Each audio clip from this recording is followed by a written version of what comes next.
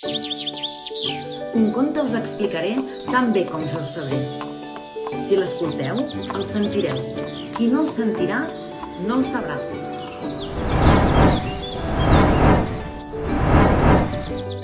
Fa molt i molt de temps, el petit país d'Andorra vivia sumit en el terror. Tots els pobles i parròquies havien estat devastades per un monstre ferotge i temible amb un alè molt pudent que caminava, volava i nedava.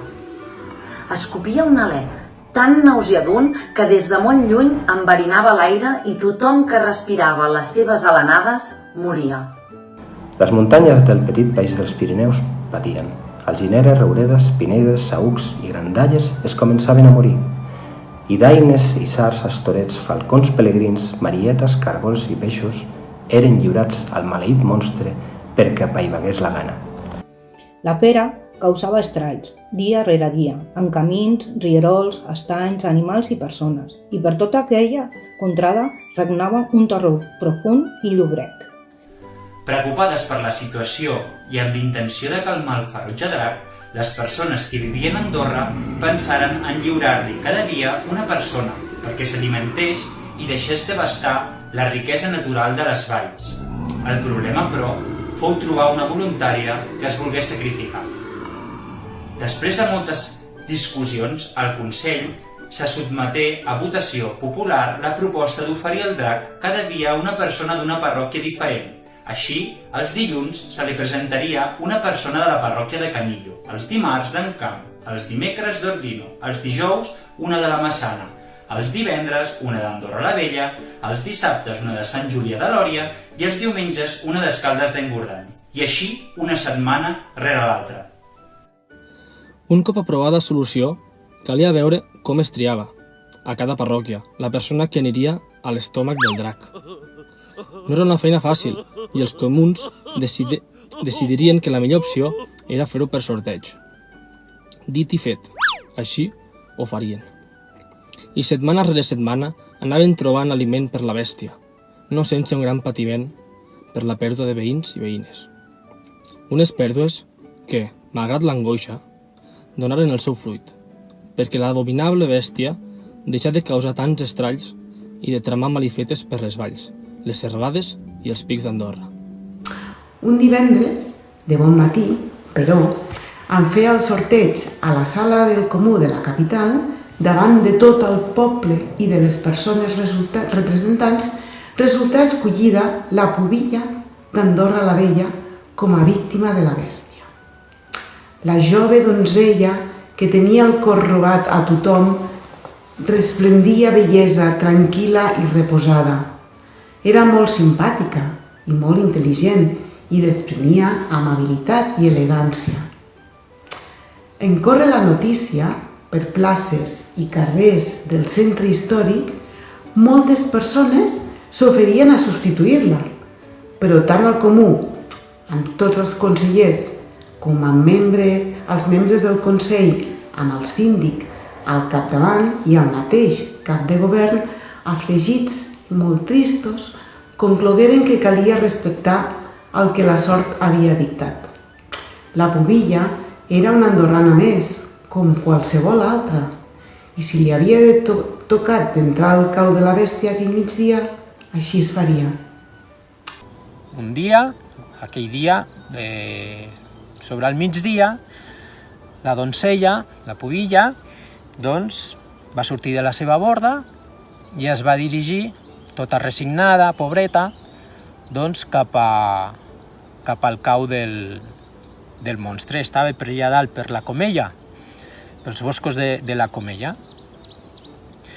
Què va passar?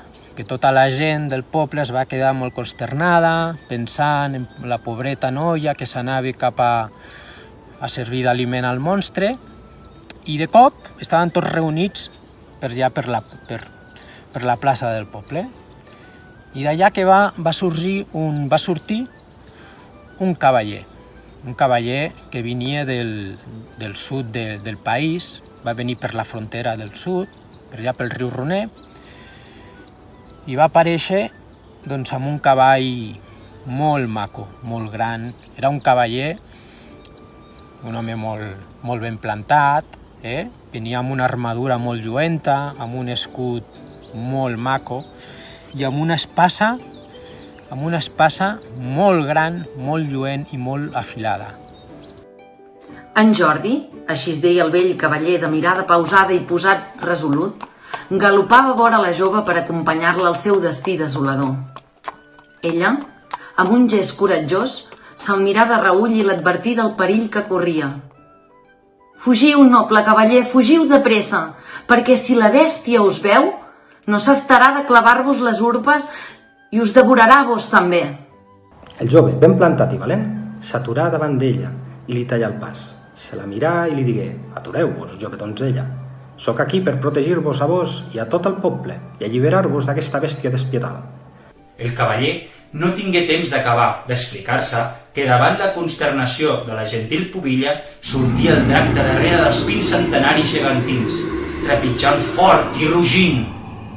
L'atrevit jove, empunyant fort l'espasa, s'enfrontà a la bèstia enrabiada que movia la cua arrencant alzines, pins, avets i roures de socarrel. Ajupit per esquivar les flamarades que sortien de la boca de l'endòmit animal, el cavaller li clavà ben fort l'espasa per sota la gola, molt a prop del cor, i el deixà terriblement malferit. Després d'uns esbufecs pudents i angoixants, la fera torontolla i tot seguit queda estès a terra. Què va passar? De la ferida que li va fer amb l'espasa el cavaller, el Jordi, doncs li va caure, de les primeres gotes que li van caure al terra, doncs d'allà va sorgir un roser. En Jordi, gran cavaller, en tallà la més formosa i l'oferí a la pubilla d'Andorra la Vella. Mort el drac, salvada la pubilla i també tota la seva gent. Andorra tornà a ser una terra feliç. I celebrar la gesta amb balls, música i viandes ben cuinades. El cavaller s'acomiada de la donzella i en un tancar i obrir d'ulls desaparegué per on havia vingut, cap al sud. I deixà darrere seu un intens perfum de roses. Per això, el dia de Sant Jordi es regala una rosa a la persona que més s'estima. I també es regalen llibres i històries, recordant la llegenda del cavaller Sant Jordi, Que cavalcà per les valls d'Andorra i salvà una donzella de bellesa esplendorosa i d'intel·ligència brillant. Les llegendes no cal que siguin certes, només cal que siguin boniques.